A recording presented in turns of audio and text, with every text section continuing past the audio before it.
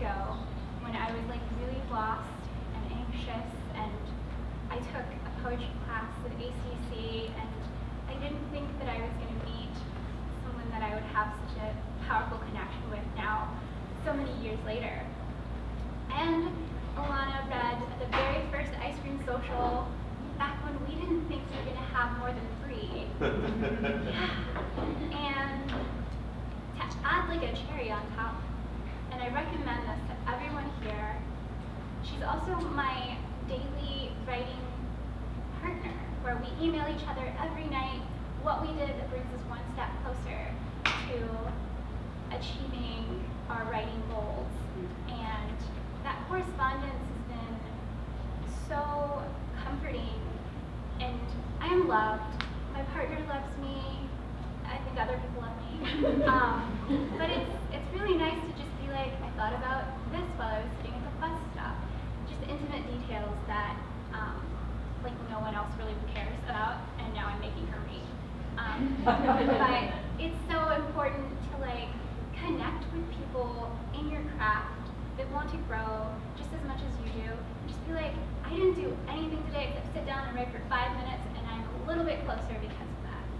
So accountability is possible. And this is mostly a room full of other writers and artists, so start emailing each other. It sounds like really romantic, so I recommend it. Alana, I love you so much, and I'm so happy that I get to work with you. Without further ado, Alana Torrez is a native, very rare, native Austinite and I Scream diehard. She's currently finishing up her MFA at Texas State University and holds out hope that inanimate objects she talks to on a regular basis will someday talk back. Her favorite flavor of ice cream is whatever they serve in WorryFree warehouses. No niche there. Alana,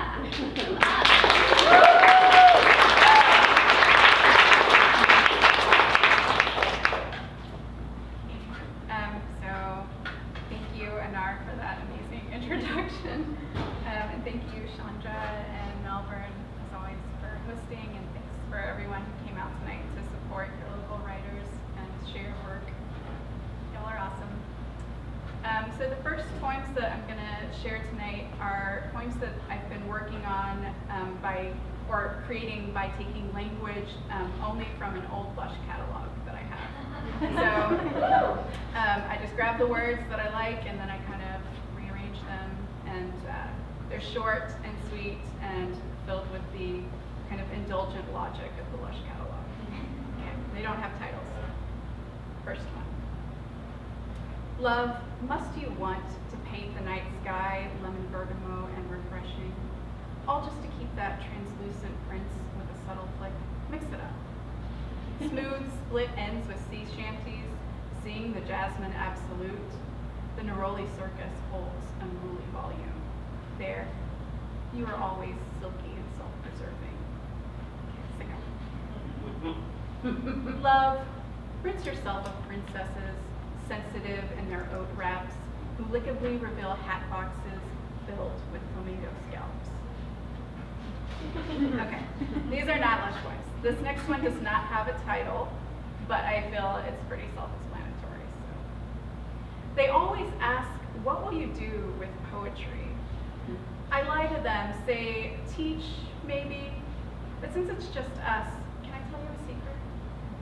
I'm gonna take my poetry all the way to space, where I can be a mean space queen with a fleet of mean spaceships and gowns of varying meanness, the meanest of which makes me look like a sexy space eel. And when my subjects ask me what they should sow on their desert planets, I'll say menacing and sleek. Sonnets are good this time of year. Try villanelles in the winter, but always strew spondees to keep away the sandworms. All right, this one is titled, Here Everything Swells When It Rains, Even Anger. Doors and frames think maybe today is the day I won't let you go or come back. The stomachs of birds fill with worms slick on the soil. Even the cat sounds lonelier. And I remember newly arrived in Monterey on the way to the mall, wearing the only civilian clothing I had. I walked to the bus and it rained hard enough to show my blue bra through my cream shirt. And some dude I never met or cared to said to his friend, "Some people don't think things through." Well, I've thought things through now, in many cities and many rains, and I've decided two things. Sometimes it delights the rain to catch people unaware, likes the way it takes them until the third drop to name it. And who am I to deprive the rain this power of revelation? Also, assholes are everywhere, especially beginnings. This is from a class project where we had to kind of write this imaginary correspondence. So this is from, one of Ariel's, like from The Little Mermaid, one of her sisters, writing to her after she's left, and the sister's name happens to be Alana, so Alana to Ariel.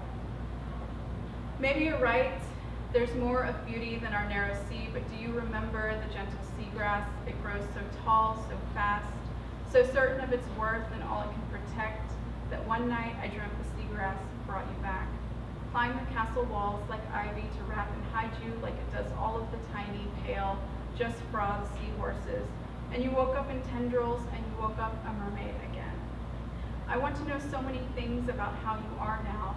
Like, do you still know glory up there?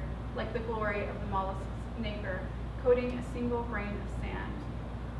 Like the glory of the white plumes anemone, its head so frizzy and comical, so angelic too. Like the glory of the Medusa head starfish, draping a line at 800 fathoms. You must know you have traded the shell of your first home for something bigger, better, stranger.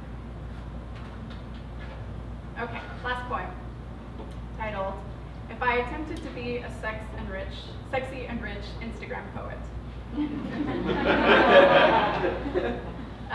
First, I would find a seductive angle for pulled pork in a crock pot, even if the crock pot is old and burbles rattle the lid like gases in a swamp. I could write about the pork's cheapness, equality, sometimes attractive in online poems featuring cigarettes and musty sheets and men with whiskers. But the pork is real cheap, not the manufactured cheap of an Audrey Hepburn type, pretending to be drunk with sensation, crumpled on the floor like a dropped fur coat, her slack eyes and her bird face saying, I am distant and you love me more now. No, the pork is the kind of cheap that lasts for days on top of tortillas, rice, potato buns, and this is a good cheap too. And look, I can tell you know by now, I started this whole endeavor as the dearest kind of joke, a joke on which a life might be balanced, like a spandex-clad acrobat on a tiny stool on the tip of an elephant trunk. An acrobat who just last week swore she was a born lion tamer. But good people, it's all rising action, even old crock pot lids, and the sweet tang of barbecue sauce draping the tongue like a silk robe. Thank you.